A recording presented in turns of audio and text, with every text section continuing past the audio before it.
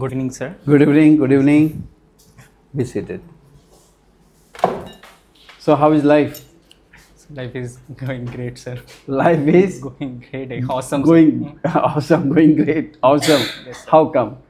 Sir, so after those after the result has been published and after seeing my name in the list, that everything changed because my interview was not that great, and being a UR male, it's very unpredictable in such exams. So I had to shift to my mindset to next for railway exams, and so I again going through the preparation phase. Okay. Relief नहीं है कुछ भी. Then फिर उसी के साथ साथ जब वो आया बस अभी वो खत्म हो गया, संग्राम खत्म हो गया. तो आपने जो एग्ज़ाम दिया फिर देते रहे तो उससे भी पता चला कि उतना श्योर नहीं थे कि आपको मिल जाएगा नौकरी. ठीक है कि नहीं? Yes sir. तो आपने हाल नहीं छोड़ा, आप दूसरे एग्जामिनेशन प्रिपरेशन ले रहे थे. Yes sir. और फिर रिजल्ट आ गया. हाँ ठीक. इन द मीन टाइम इतनी जल्दी आएगा भी पता नहीं था. इतना जल्दी रिजल्ट डिक्लेयर होगा पता भी नहीं था, और फिर रिजल्ट डिक्लेयर हो गया और आपका नाम वहाँ पर आ गया. आप जूनियर इंजीनियर बन गए, सरकारी नौकरी मिल गया. अभी तक तो नहीं, पर हाँ तो ऑफर लेटर दे दिया जाएगा शनिवार को, आपको सरकारी नौकरी मिल गया. इसके बाद आपने क्या किया? किताब सब बंद कर दिया. ठीक. नहीं, अभी फिर उसके बाद जो मतलब किताब पढ़ना नहीं छोड़ा मैं. वो स्टार्ट रीडिंग नॉन फिक्शंस और वो जो बुक्स. कम्पिटिटिव एग्जामिनेशन छोड़ दिया ना? हाँ वो छोड़ दिया. तो उस किताबों को रख दिया कहीं? हाँ रख दिया नहीं, मैंने दे दिया जूनियर्स को, जिन लोगों को चाहे, मतलब जो लोग आईटी के लिए जिनको नहीं मिला. इनफैक्ट माय बैचमेट जिनको मतलब नहीं मिला अनफॉर्चुनेटली, वो मुझसे अच्छे स्टूडेंट्स थे. लोग जानना चाहते थे आपका नाम, आपका गांव के मम्मी पापा, इनके बारे में बताओ. My name is Shodav Shil. I have done my schooling from Ramakrishna Mission Vidyalaya. Then after that I cracked JEE Mains. Ramakrishna mission से एक स्टूडेंट को इस बार IAS मिला. Yes. Sagar Dutt Mujumdar. Are you aware? Yes sir, of course. हाँ? Yes sir. Sagar Dutta Majumdar তোমার থেকে কত বছর সিনিয়র? এক বছর সিনিয়র. পাওয়ার পর কথাবার্তা হয়েছে না? তেমন একটা কন্ট্যাক্টে ছিল না, ও তো দিল্লিতে চলে গেছিল তখন, কিন্তু ওই স্যারদের মাধ্যমে না পাওয়ার পরে ওর সঙ্গে কি যোগাযোগ হয়েছে? দাদা তুমি পেয়েছো, কংগ্রেটস? না ওটা আমি আসলে একটু কাট অফ ছিলাম. মেইনলি আমার ব্যাচের যে স্কুলের স্টুডেন্টরা আছে ওদের সাথেই কিছু ধরনের কথাবার্তা ছিল, বাকি স্কুলের বাকি সিনিয়রসদের সাথে বা অন্য সাথে একটু কাট অফ হয়ে ওই প্রিপারেশন ফেজের মধ্যে একটু বেশি ইনভলভ হয়ে গেছে. ওকে. আর কে? यस. ওকে. বিবেকনগর. কোন সালে পাস করেছো? 2017. মানে ক্লাস 12? ক্লাস 12 মাধ্যমিক ওই স্কুল থেকে দিয়েছিল? Yes sir. ঠিক আছে. রামকৃষ্ণ মিশন থেকে তো প্রচুর স্টুডেন্ট আমাদের সিভিল সার্ভিস ক্র্যাক করেছে, TCS TPS পেয়েছে. আমিও ওই জার্নিতেই ছিলাম. আচ্ছা, তাহলে তারপরে ওই জার্নি থেকে যে মানে ডিভিয়েট হয়ে গেল কেন? হয়েছে কি, আমি মেইনসের জন্য ভালোভাবে প্রিপারেশন নিচ্ছিলাম, কিন্তু আনফর্চুনেটলি যাই না, কি আনফর্চুনেটলি বলবো না ফর্চুনেটলি বলবো, যাই না আমি. প্রিলিমস আমার 1 মার্কের জন্য হয়নি. ওকে. কিন্তু আমি মেইনসের জন্য ভালো করে প্রিপারেশন নিয়েছিলাম. আমার 2 বছরের এমটেকের সাথে সাথে আমি প্রিপারেশন নিচ্ছিলাম ওইখান থেকে. মানে ওই সোর্সেস ছিল অনলাইন, যা ইউপিএসসি কিছু সোর্সেস, ওইগুলো থেকেই নোটস বানিয়ে প্রিপারেশন করছিলাম. তারপর ওইটাও একটু ছিল যে আমার কি জানি এক্সাম হলে জানি কি হয়েছে, ফার্স্ট এক্সাম ছিল যদিও টিপিএসসি আমার. তো আমি জানি না কি লাস্টের দিকে বোধহয় একটু কোন পার্টটা সেকশনটা আগে নেওয়া পরে নেওয়া ওইটার জন্য, কারণ মক টেস্ট দেওয়া হয়নি ওই রকম টিসিএসের রিগার্ডিং. তো তার জন্য হতে পারে যে একটু ব্লান্ডার হয়ে গেছে আর একটুর জন্য মিস হয়ে গেছে.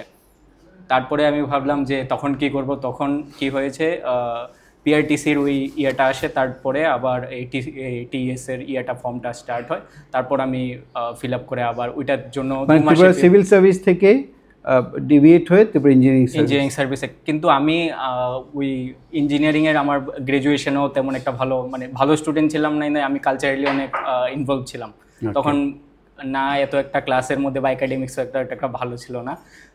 তারপরেও আমার এই আবার পুরো টার্ন ওভার করে সবগুলো সাবজেক্ট আবার পড়ে আবার ওই সবের জন্য প্রিপারেশন করা খুব টাফ ছিল. আমি বলবো আমার প্রিলিমস মেইনসটা ইজি ছিল, মেইনসটার মধ্যে অনেকটা টাইম ছিল. এই টাইমের মধ্যে যে কোনো এক্সামে ভালোভাবে প্রিপারেশন নেওয়া যায়. কিন্তু ওই প্রিলিমসের জন্য একটা শর্ট টাইমের মধ্যে ওইটা মানে আমার পুরো শরীর থেকে শুরু করে রাতের ঘুম খাওয়া সব কিছু একদম হয়ে গেছিলো, উড়ে গেছিলো আর কি একদম। তুমি কি ফোকাস ছিলে? একদম ফোকাস ছিলাম যে আমার, কারণ এটা যখন আমার ওই টিসিএসটা হয়নি তখন তো কিছু একটা টাইম মন খারাপ ছিল, ছিল, কারণ আমি ওইটা নিয়েই মেইনলি প্রিপেয়ার করছিলাম। আর ওইটার জন্য আমি অনেকটা টাইম দিয়েছিলাম, নোটস থেকে শুরু করে সব কিছু বানানো বা প্রিপারেশনের জন্য সোর্সেস থেকে। প্রচুর স্টুডেন্ট আছে, এরকম আছে যারা ধরো ওই কোয়ালিফাই না করলে পর মনটা খারাপ হয়ে যায়, একটু ডিমোটিভেটেড হয়ে যায়, তারপর আবার অনেক সময় লাগে আবার মোমেন্টামটা গেইন করতে। তোমার বেলায় কি হয়েছিল? আমার ওইটাই মানে আমার টার্ন ব্যাকটা বা যে রিস্টার্টটা আমার খুব তাড়াতাড়ি করতে হয়েছিল। রিস্টার্টটা তুমি তাড়াতাড়ি করতে হয়েছিল। Well done. মানে if you are not successful in your first attempt, don't worry. Yes sir, restart. Yes sir, attempt আসতে থাকবে সামনের দিকে। Example is there in front of us, right? Yes sir. How the life changed when you got the job? আমার তো এখনো কিছু change হয়নি। আমার থেকে বেশি আমার মা বাবা খুব খুশি তাদের বলার মানে জানার পর। আমার ঠিক আছে খুব ভালোই লাগছে, কিন্তু ওই তাদের খুশি দেখে তোমার আরও খুশি। তারাও আমার আবার কলেজ থেকে বেশি স্কুলের বন্ধুরা, ওকে, যে ওরাও দেখি আমার থেকে বেশি খুশি। মানে ফোন করে যখন জানাচ্ছে বলছে যে ওদের মধ্যে বোঝা যাচ্ছে যে না ওরা ভেতর থেকে খুব খুশি। আত্মীয় স্বজন তেমন একটা এখনো মা একটু ভয় পাচ্ছে কি জানাবো না, একটা অফার লেটার হোক বা এটা হোক পুরো হোক, তারপরে ঠিক আছে গিয়ে বাড়িতে গিয়ে জানাবে। কারণ একবার এটা নিয়ে যেমন একবার কেস হলো তো মা বাবা তারা তো একটু এগুলো নিয়ে বেশি থাকে। এই জন্য আমি কিছু। তুমি বলছিলে তুমি কালচারের দিকে মানে একটু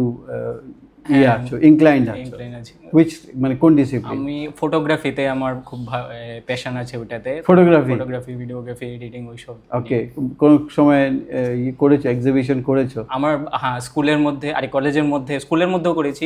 কলেজের মধ্যে মেইন বড় একটা এক্সিবিশন যখন আমি থার্ড ইয়ারে, তার ওই সময় আমাদের টেকনিক্যাল ফেস্টের সময় আইএমের সময় আমি বড় একটা এক্সিবিশন করি। এটার মধ্যে আমার একটা ফটো এসে থাকে, এটা নিয়ে একটা ব্লগিংও লেখা হয়। ওকে, তারপর বাকি মিলিয়ে সব খুব। তো এখন suppose you when you join your services in PWD, তাহলে এই শক্ত থাকতে। হ্যাঁ অবশ্যই, এখনো আমি যে এগুলো মাঝখান দিয়ে একটু গ্যাপ পড়ে গেছিল প্রিপারেশন ফেজে, তো এগুলো আবার আমি রিকালেক্ট করছি।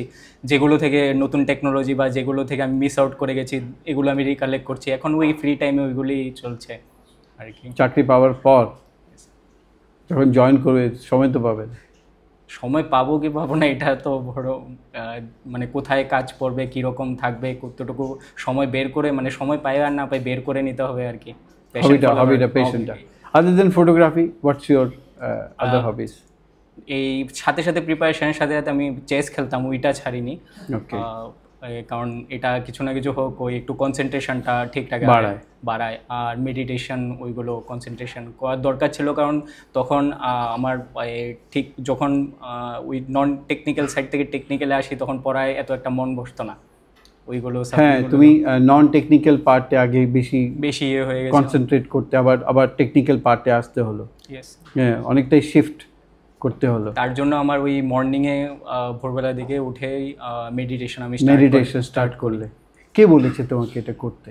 এনিওয়ান? না, আমি ওই ইউটিউব বা অনলাইনে ওইখান থেকে। নর্মালি মেডিটেশনে তো একটা কমন না আমাদের মধ্যে, আমি দেখি যে বেশি একজন করে না, কারণ আমরাও যারা প্রিপারেশন নিয়ে বা এনে খুব কমই আছে যারা করে। তো আমি নর্মালি ওই যারা ইউটিউবের মধ্যে মোটিভেট করে বা যারা একটু তাদের লাইফ জার্নি বলে, তো ওইগুলোর মধ্যে মেডিটেশন একটা কমন জিনিস থাকে। যে কখন করতে? সকালবেলা? এটা আমি ঘুম ভেঙে যেত আমার। তোমাদের থেকে আমরা অনেক কিছু শিখি। আমি আসলে তাড়াতাড়ি ঘুমিয়ে যেতাম, তো 3:30-4টার সময় উঠে যেতাম। মেডিটেশন করো? তার ওইখানে উঠে তারপরে ওই টাইমে করতাম। Very good. তাহলে কতক্ষণ? এটা প্রথম তো কিছুক্ষণের জন্য, তারপরে আর কনসেন্ট্রেশন হতো না। তো তারপরে আস্তে আস্তে ওইটা বাড়তে ওই 15-20 মিনিট, আধ ঘন্টার মতো হয়। Half an hour meditation.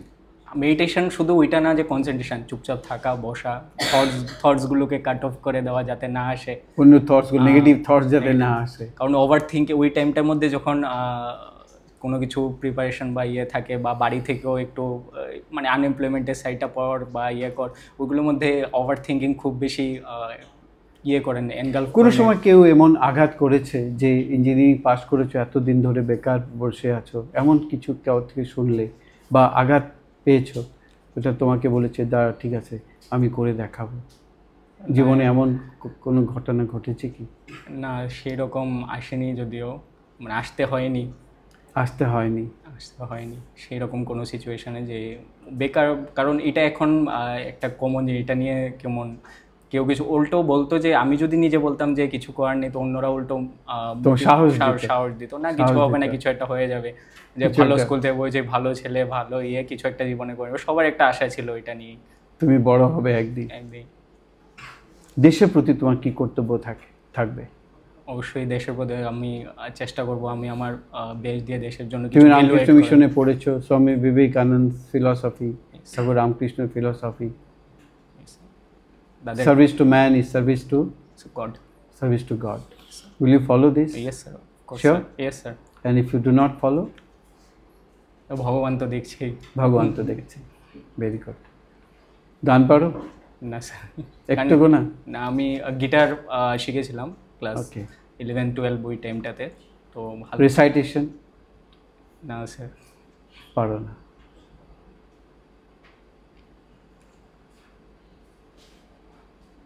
How the life changed once again? এখন যেমন এখন একটু জুনিয়রসদের ফোন আসে, ওরা জিজ্ঞেস করে যে কীরকমভাবে প্রিপারেশান করতে হবে, তারপর স্যারদের কংগ্রেচুলেশন বা ইয়ে আসে, তো ওইটা একটু চেঞ্জ হয়েছে বলছে। লাইফের মধ্যে নর্মাল কিছু আর তেমন চেঞ্জ হয়নি, যা চলছে তা সেমই চলছে। বাবা মা মেইনলি, ওই বাবা মা ওদেরই একটু দেখা যায় যে খুশি, আগের মধ্যে একটু টেনশন বা ইয়ে থাকতো মুখের মধ্যে, এখন ওরাও একটু ডিসিপ্লিন হয়ে গেছে, ফ্রি হয়ে গেছে ওদেরও, ওরাও একটু খুশি হয়ে বেরোতে পারছে, ইয়ে করতে পারছে, যদি জিজ্ঞেস করে ছেলে বলতে পারবে, ছেলে কি করে বলতে পারবে। ভেরি গুড বেটা, ওইটা দিয়েই আমি খুশি এখন, বাস বাকি যে এখানে নিয়ে যায়। স্কুল অফ সায়েন্সের জার্নি তোমার খুব অল্প সময়ের জন্য, খুব অল্প সময়ই ছিল। কেমন ছিল সেই জার্নিটা? না, খুব ভালো ছিল, কারণ ওই মেইনসের পরেও যেটা পার্সোনালিটি টেস্ট, এটা খুব গুরুত্বপূর্ণ এইসব এক্সামের জন্য, আর একটা ভালো মার্ক ওটা ইয়ে করে, ক্যারি করে। তো স্কুল অফ সায়েন্সের মাধ্যমে আমি কীরকমভাবে, আমার তো ফার্স্ট ইন্টারভিউ টিপিএসসির, আমার ওই রকম আগে কোনো এক্সপিরিয়েন্সও নেই, তো ওইটার মাধ্যমে আমি জানতে পারি যে কীরকমভাবে অ্যাপেয়ার হতে হবে, কীরকমভাবে কথা বলতে হবে, কীরকমভাবে ফেস করতে হবে সব কিছু, প্রথমবার ঢোকার থেকে নিয়ে বেরোনো অবধি কী কী জিনিস ফলো করতে হবে, কী কী না করতে হবে, কী করতে হবে, সবগুলোর মধ্যেই আমার গাইডেন্স হিসাবে আপনি স্যার বা অফিসার যারা, তারা হেল্প করেছে প্রচণ্ড, যে জায়গাতে এখন এসে এই পজিশনে পৌঁছতে পেরেছি। অনেক অনেক ধন্যবাদ, এগিয়ে যাও, আরও বড় হও। Thank you for coming. আশীর্বাদ দেন স্যার। Thank you.